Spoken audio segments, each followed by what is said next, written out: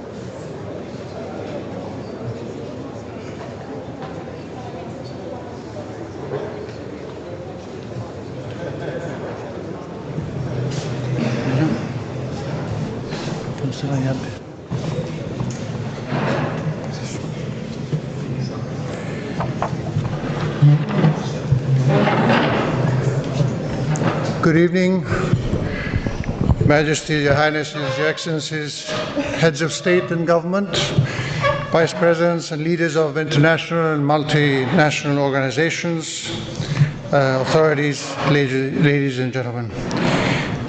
The Queen and I are honored and want to extend you our warmest welcome to the Royal Alcázar of Seville and to this courtyard of the maidens, in Spanish, Patio de las Doncellas. And let me tell you that it doesn't get warmer than this. Now it's pleasant, but as you know, the heat today was very, very strong. This setting is a magnificent example of everything the city represents. A true melting pot of origins, cultures, and schools of thought, whose openness and conviviality are not just outward traits, they are a genuine way of viewing the world. Allow me to recall here the words attributed to Averroes, the 12th century philosopher from Al-Andalus, born in Cordoba, not too far from here, which are regrettably as appropriate now as they were so many centuries ago. Back then, he said, ignorance leads to fear, fear leads to hatred, and hatred leads to violence. This is the equation, end of quote. I am sure you will agree that this equation, both simple and worrisome, can explain some of the conflicts of our time. It can also partly explain the erosion of the multilateral world. Dear friends, this conference in Seville is of enormous value, precisely because the equation that makes it happen and gives it substance is quite the opposite. What brings us to Seville for the next few days and what we expect from this conference represents a tangible source of hope for the future. In the face of deeply concerning and terrifying events and trends we are witnessing in our world, and it is certainly an uplifting and opposing equation that revives our battered confidence in humanity. Can we ascertain that not all is lost, that we have not wasted so many decades of real advancement in the construction of a more stable, peaceful, prosperous, and sustainable world? We all have a say to this question, to answer it, to make it possible to say yes. With so many voices accusing the multilateral world of inefficiency and deadlock, this conference is proof that even if it's not always the most direct route or the fastest, multilateralism is still the best and more durable path to peace and progress, because it includes us all and gives everyone a voice.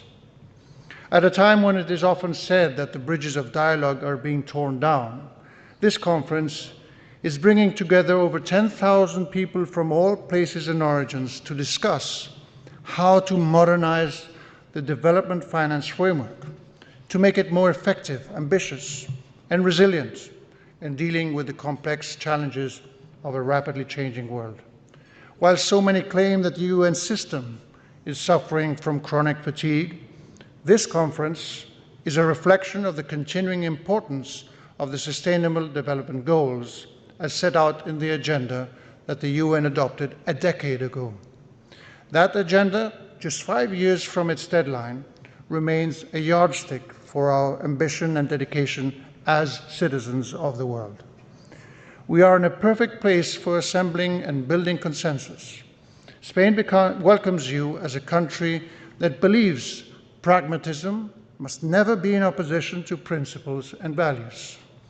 We also believe that only through broad-based participation will the world truly have a chance to succeed in global challenges such as hunger, extreme poverty, gender equality, climate change, and many more. For all these reasons, the UN, with the values of its charter, its agencies, its rules, and its presence on the ground, is more vital than ever. We are proud to host this international conference following the ones held in Monterrey, Doha, and Addis Ababa. It will be a space to converse at a critical juncture about global development, financing, and governance, fiscal systems, private funding, and maximizing the impact of ODA, official development assistance. We eagerly await the adoption by consensus of the Seville Commitment and the launch of the SPA, the Sevilla Platform for Action. From these days forth, they will be the roadmap for reinvigorating the development finance framework. Your Excellencies, dear friends, the Spanish poet Antonio Machado, born here in Seville 150 years ago, wrote, "Hoy es siempre todavía." Today is forever now, or still now, bidding us to act now rather than later.